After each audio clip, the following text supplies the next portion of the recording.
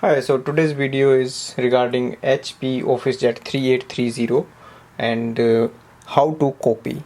So for copy, like it's a black copy or we want a color copy, we can do with this printer, and I'm going to show that. The first step is switch on your printer and now go to the screen. Now we can see once we switch on the printer, that is the screen comes out and it says copy.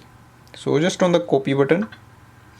Now it will ask if you want to how many copies, if you want to do a black copy or if you want just a color copy, you can do that, and just place the document or whatever you have in the on the top glass, and then select the number of copies you want to do and then press the button. So for example, I'm going to do black copy, so I'll press that. So this is the way you can do copy from that. Thanks for watching.